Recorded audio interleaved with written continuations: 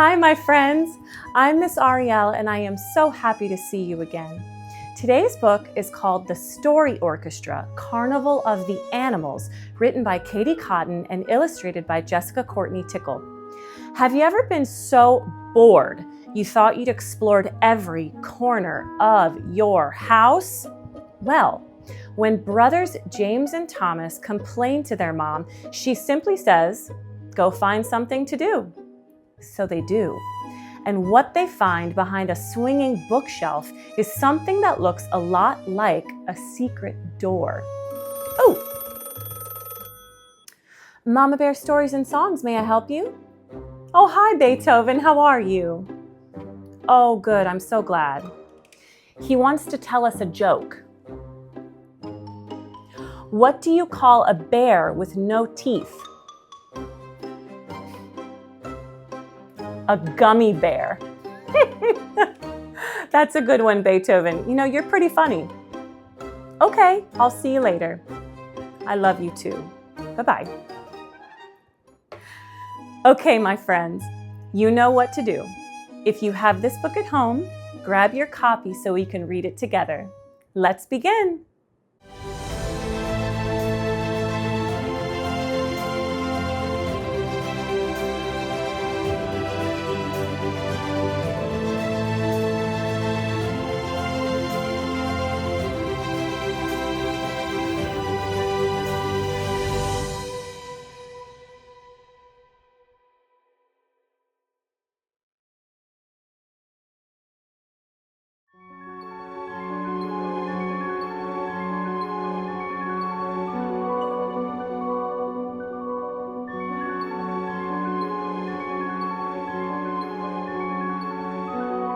James climbs through and is quickly surrounded by a curious lion pride.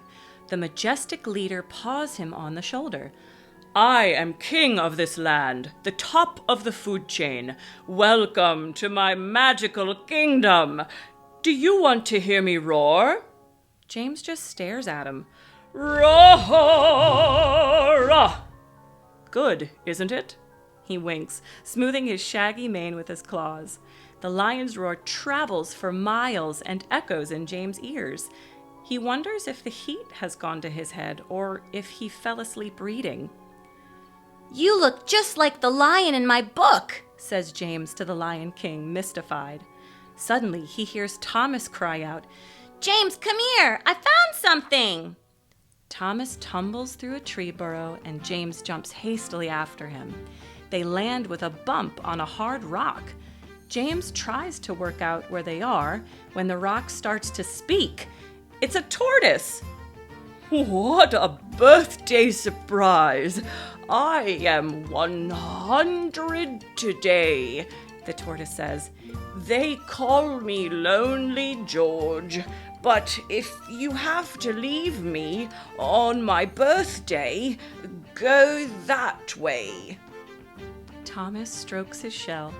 "Oh, we will be back, Lonely George," he says. They push through the tropical trees to see a herd of elephants lumbering through the jungle. The grandmother elephant scoops Thomas up with her long trunk and puts him on her back. She leads the way, and the brothers follow.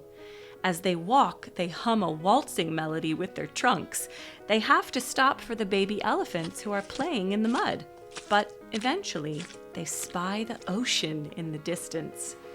The brothers jump straight into a beautiful coral reef. Splash!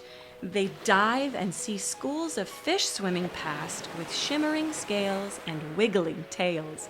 There's parrotfish and squirrelfish and algae and urchins and even an octopus. James is distracted by the sunlight sparkling through the salty water when a friendly dolphin picks him up and takes him for an underwater ride. Back on land, the brothers spy an aviary where the most beautiful birds in the world are kept captive in a cage. A helpful fox shows them where the key is, and Thomas sets them free.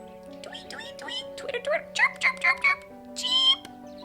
The birds sing thank you and carry Thomas away with the wind from their feathery wings. Next, the brothers explore a dusty old museum building. What could possibly happen here? James thinks. But as they enter the dinosaur department, an old T-Rex and Diplodocus spring to life. Their bones jump up and their tails swing around. Run! Shouts James. Oh, only if we hadn't gone extinct, the T-Rex cries. We're actually very friendly. The brothers run away from the chaos in the museum and collapse, out of breath, but laughing, by a peaceful lake. They hear music in the distance as a graceful swan paddles by. I like it here, but I think we should go home soon, Thomas says. I'm getting hungry. The problem is, on the way back, all the animals decide they want to come too. But the elephants are too big, the dolphins are too wet, and the tortoises are too slow. And the fossils can't see where they're going. Then James hears his mother calling. I'm sorry, everyone, but you'll have to stay here until next time. We will come and see you again soon, James says hastily. The two brothers have just got back inside when their mother appears. And where have you two been? She asks. Why is there so much mud in your room? Mama, we had the best adventure, Thomas begins, but James nudges him to keep quiet. We didn't go anywhere, Mama. We've just been reading our books, James says.